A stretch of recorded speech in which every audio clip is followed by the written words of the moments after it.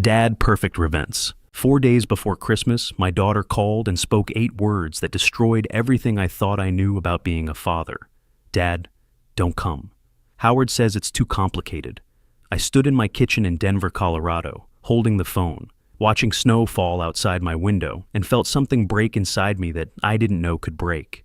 My name is Victor Thompson, and I was 62 years old that winter. I'm 69 now, telling you this with 7 years of clarity I didn't have back then. I had spent 37 years raising Dorothy, walking her to school, teaching her to drive, paying for her college, dancing at her wedding. And now, her husband Howard Wilson had decided I was too complicated for their Christmas dinner. After 35 years selling insurance policies to families just like ours, I thought I understood how relationships worked. I thought if you showed up, provided, and kept your word, that meant something. Turns out I was wrong about a lot of things.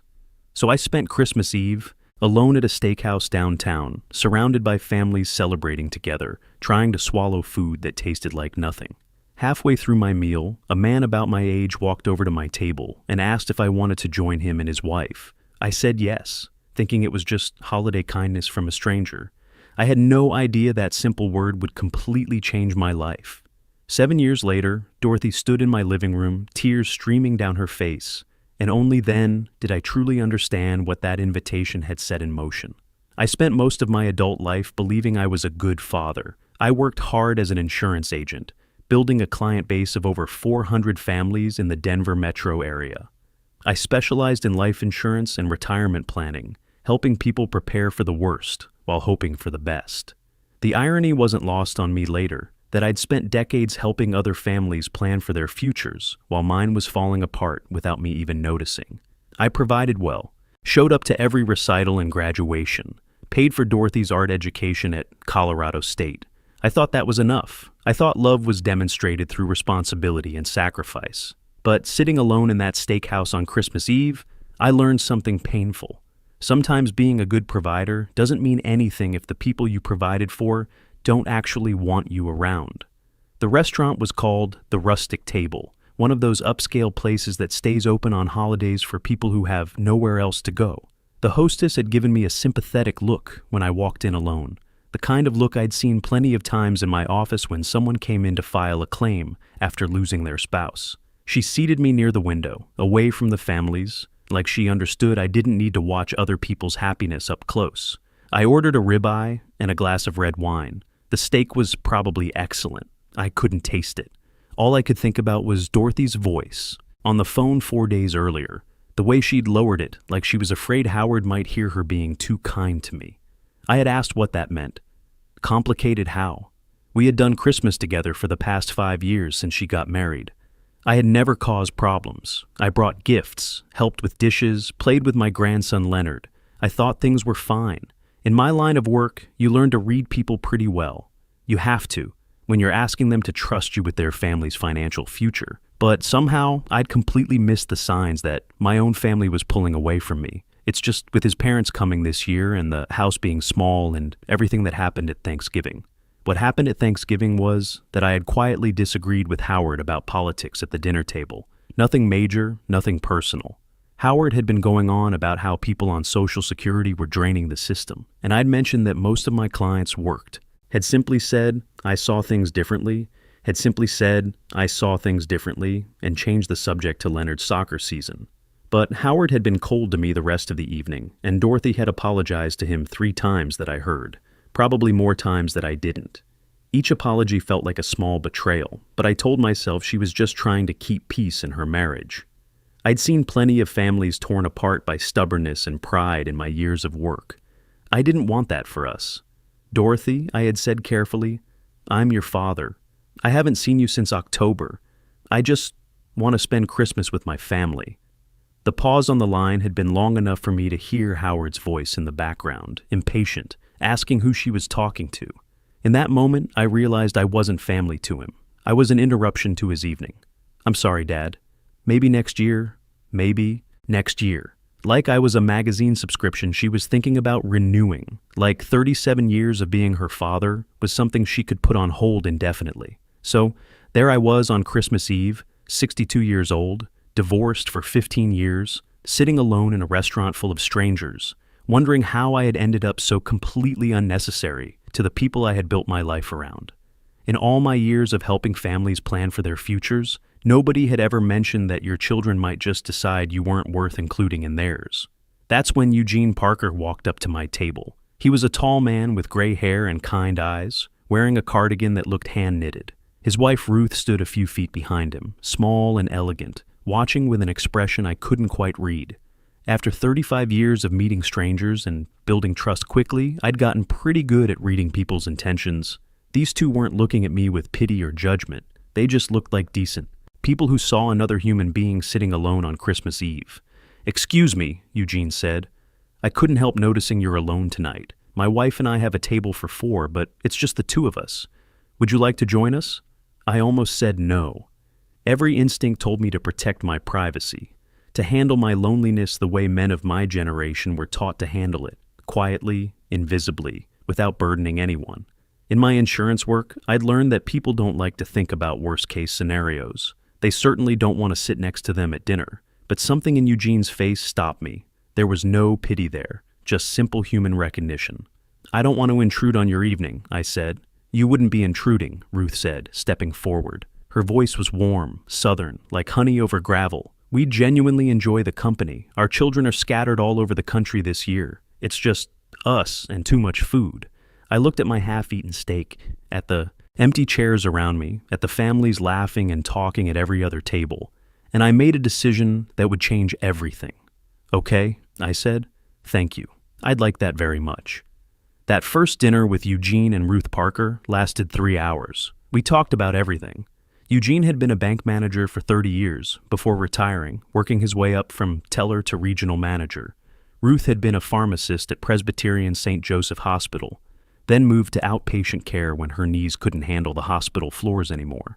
They had 3 adult children and 7 grandchildren spread across California, Georgia, and Maine. "Holidays used to be chaos," Ruth said, laughing. "Now they're quiet. We're still figuring out what quiet looks like." I told them about Dorothy, about Howard, about the phone call 4 days ago. I hadn't planned to share so much with strangers, but something about their presence made honesty feel safe. Maybe it was all those years of sitting across from clients, helping them plan for their families' futures. That made me appreciate people who actually listened when you talked. "That's hard," Eugene said simply. He didn't offer advice or try to fix anything. He just acknowledged the pain. In my line of work, I'd learned that sometimes that's all people really need. Someone to witness their struggle without trying to solve it immediately. And somehow, that was exactly what I needed.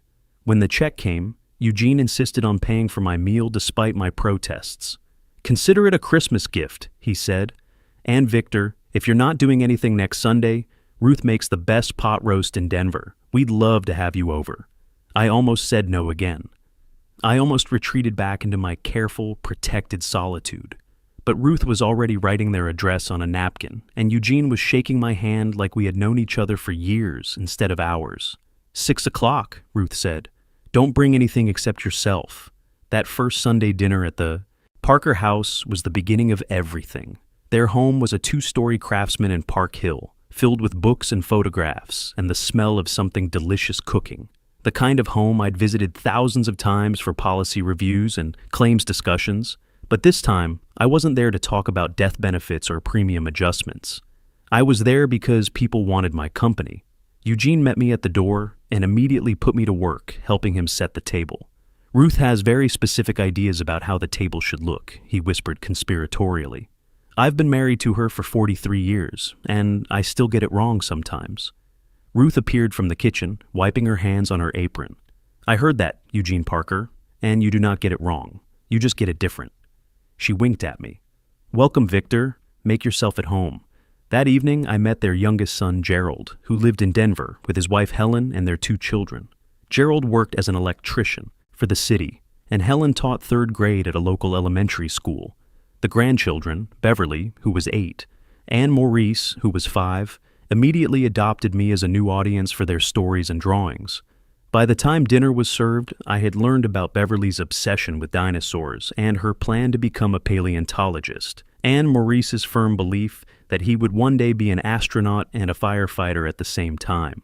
"Don't try to talk him out of it," Gerald said, grinning. He's already designed the spacesuit with a fire hose attachment. The pot roast was exactly as good as Eugene had promised. But what I remember most about that dinner wasn't the food. It was the way everyone talked over each other with affection rather than irritation. The way Eugene reached for Ruth's hand during quiet moments. The way Gerald and Helen worked as a team, clearing dishes without anyone having to ask. The way the children were included in conversations instead of shushed or told to. Wait until the adults were finished talking. This was what family was supposed to look like. This was what I had always wanted with Dorothy.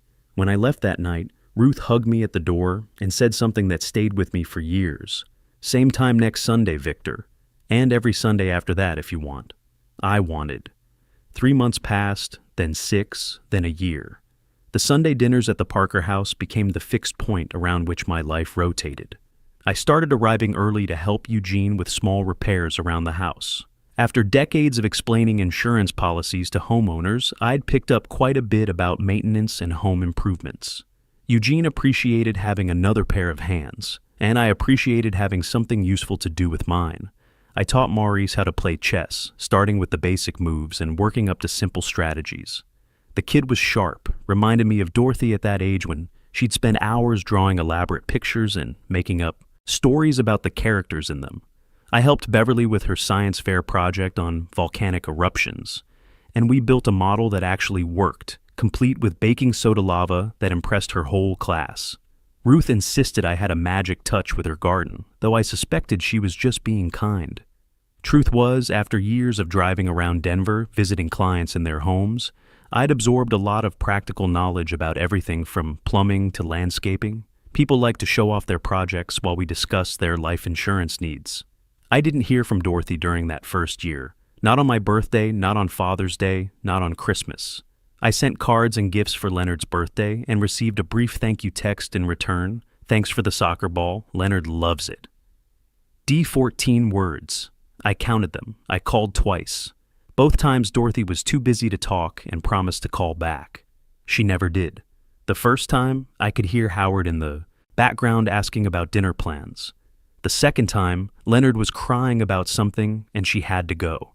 Both times I hung up feeling like I was bothering people who had more important things to worry about than talking to me. The silence hurt. It hurt every single day. But the pain was different now because it existed alongside something else, belonging, community. The Parker family wasn't replacing my daughter. Nothing could do that. But they were teaching me something crucial. I could be loved without earning it. I could matter to people who had no obligation to care about me. One Sunday evening, about 14 months after that first Christmas Eve, I arrived at the Parker house to find Ruth alone in the kitchen, crying softly while she stirred a pot of soup. I'd seen that look before, in my office, when people came in after losing someone and had to discuss updating their beneficiaries. "Ruth," I said, "what's wrong?" She looked up, startled, then quickly wiped her eyes. "Oh, Victor, I didn't hear you come in. It's nothing. I'm just being foolish. It's not nothing if it's making you cry."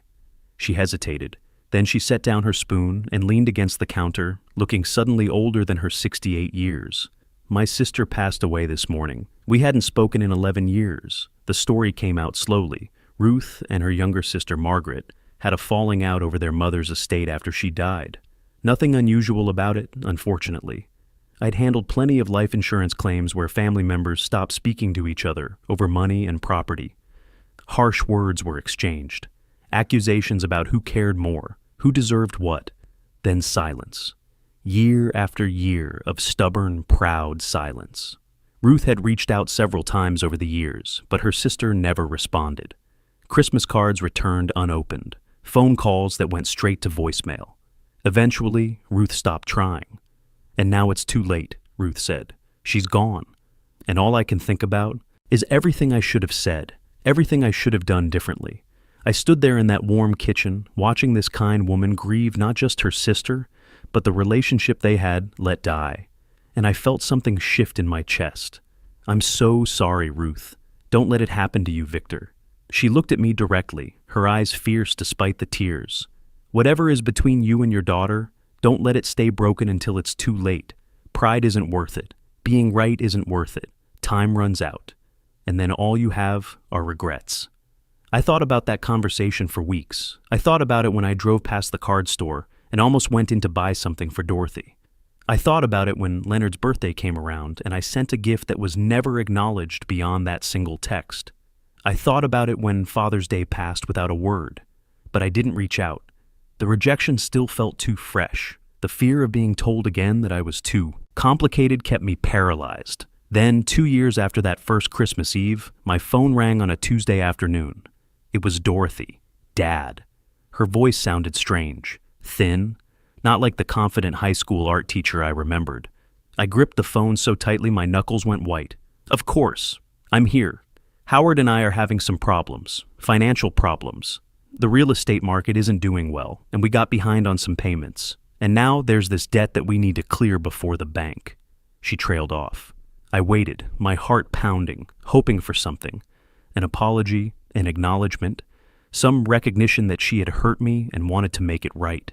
Some sign that she had called because she missed her father, not because she needed something from him. Dad, I need $60,000. The words hit me like a physical blow. After 2 years of silence, after missing birthdays and holidays, and every milestone in Leonard's life, she was calling to ask for $60,000. I knew that amount exactly because it represented most of what I'd managed to save for retirement after 35 years of steady work in insurance.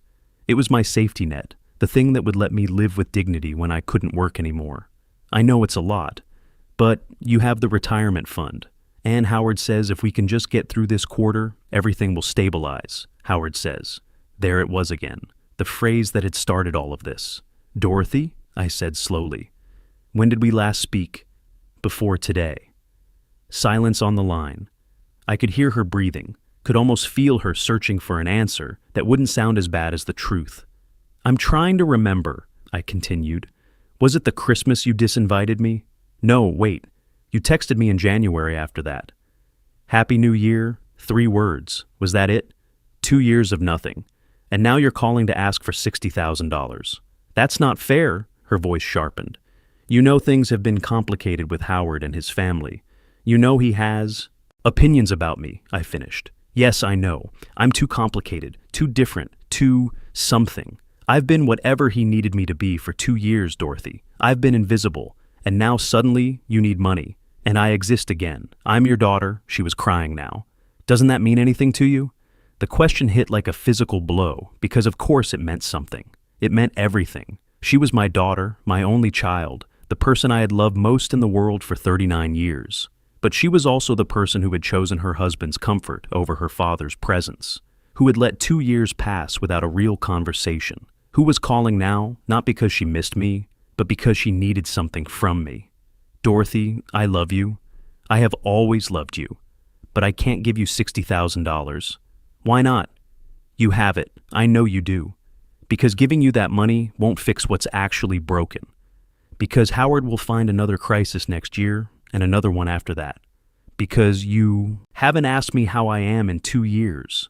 And you're not asking now. Because I learned something these past 2 years about the difference between being needed and being valued. So you're choosing money over your own daughter? That's who you are? That's the kind of father you've become? No, I said, and my voice was steady despite the trembling in my hands. I'm the kind of father who learned that love isn't the same as being used. I'm the kind of father who has people in his life now who show up for Sunday dinner, not because they need something, but because they want to be there. I'm choosing that, Dorothy. I'm choosing to be valued, not just needed. There was a long pause. Then Dorothy spoke, and her words were cold and precise. You know what, Dad? Howard was right about you. He always said you were selfish underneath all that nice guy exterior. I defended you for years. I won't make that mistake again. Don't call me. Don't text me. As far as I'm concerned, you've made your choice. The line went dead. I stood in my apartment, the phone still in my hand, and waited for the devastation to hit. It did eventually, but mixed with the grief was something unexpected. Relief. I had finally stopped pretending. I had finally told the truth, and my daughter had shown me exactly who she had become. That evening I drove to the Parker house, even though it wasn't Sunday. Eugene answered the door and took one look at my face. Come in, Victor. Ruth's making tea. I told them everything. Dorothy's call, the money, the ultimatum, the cold click of disconnection. They listened without interrupting, the way they always did. You did the right thing, Ruth said firmly. Boundaries aren't abandonment. Remember that. It doesn't feel like the right thing. It feels like I just lost my daughter. You didn't lose her today, Eugene said gently. You lost her a long time ago, piece by piece. Today, you just finally let yourself see it. 5 years passed. 5 years without a word from Dorothy. No birthday cards, no holiday calls, no photos of Leonard, who was growing up without knowing his grandfather. I learned about her life through occasional social media glimpses and updates from mutual acquaintances at church. But my life went on too. I retired at 67 and started volunteering at a community center, teaching basic computer skills to seniors who reminded me of my old insurance clients, practical people who wanted to learn but needed patience and encouragement. I became an unofficial member of the Parker family, present for every birthday, every holiday, every Sunday dinner, without fail. Beverly started high school and still asked for my help with science projects. Maurice discovered he loved cooking and started helping his grandmother in the kitchen, the two of them inventing increasingly elaborate dishes while Eugene and I pretended to be terrified of the results. Gerald got promoted to supervisor at the electric company. Helen started teaching 5th grade. I was happy. Not the desperate, grateful happiness of someone who had finally escaped loneliness, but the quiet, settled happiness of someone who had found where he belonged. Then came the call that changed everything again. It was a Thursday morning in March. I was at the community center helping a 74-year-old woman named Joyce figure out how to video chat with her grandchildren when my phone buzzed with a number I didn't recognize. Victor Thompson? Yes, this is Victor. This is Dr. Williams at St. Mary's Hospital. Your daughter Dorothy Thompson Wilson is here. She listed you as her emergency contact. There's been an accident. The drive to the hospital felt like forever. I called Eugene from the car. He said he and Ruth would meet me there. I told him he didn't have to do that. He said, Victor, don't be ridiculous. We're coming. Dorothy was in the ICU when I arrived. A car accident. A drunk driver running a red light. She was stable but had significant injuries, including a broken pelvis, fractured ribs, and internal bleeding that required surgery. Howard was with her, but he stepped out when I arrived, and we passed each other in the hallway without speaking. Leonard was there too, sitting in the waiting room with red-rimmed eyes. He was 12 now, tall and thin, and he looked at me like he was trying to place a face he almost remembered. Grandpa, he said hesitantly. Hey, buddy, I sat down next to him. I'm here. Mom talked about you sometimes. She said you were busy. That's why you didn't visit. I opened my mouth to correct him, then stopped. What would be the point? He was 12 years old, and his mother was in the ICU. He didn't need me to explain how I had been carefully excluded from his life. I'm not busy anymore, I said. I'm right here. Eugene and Ruth arrived 20 minutes later. Ruth immediately took charge, finding better chairs, locating the cafeteria, making sure Leonard had something to eat. Eugene sat with me in the waiting room. You didn't have to. Come, I said. Victor, Eugene put a hand on my shoulder. When are you going to understand? This is what family does. The family you choose shows up, especially when things are hard. 3 weeks into Dorothy's recovery, late at night, she called my name from her room. Dad, can you come here? I found her sitting up in bed, her face pale. She had been crying. I can't sleep. I keep replaying the accident. I thought I was going to die, Dad. I really thought that was it. I sat in the chair beside her bed. You're safe now. You're going to be fine. When I was in the ambulance, when I thought I might die, do you know what I thought about? I thought about you, about the last thing I said to you.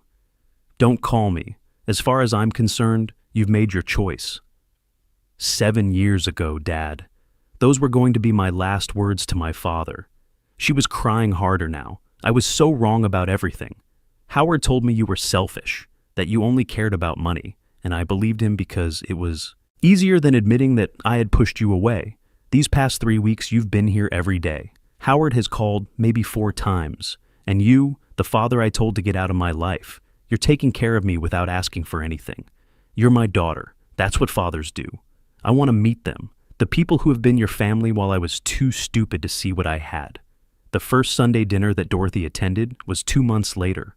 Ruth opened her arms the moment she saw Dorothy. You must be Dorothy. I'm so glad you're finally here. 6 months later, Dorothy filed for divorce. She and Leonard moved closer to Denver, closer to me, closer to the Parkers. These days, Sunday dinner includes a few extra chairs. Dorothy brings a salad. Leonard argues about basketball with Maurice. And I sit at that crowded table, looking at the family I chose and the family that finally chose me back, feeling something I didn't know I had been missing all those years. Wholeness. If you're struggling with family rejection or feeling undervalued, remember this. The best revenge isn't anger or bitterness. It's building a life so rich with genuine love and respect that those who walked away finally understand what they lost. Family isn't just about blood or obligation. It's about showing up consistently, not because you have to, but because you choose to. And sometimes the people who choose you become more family than the ones who share your DNA ever were.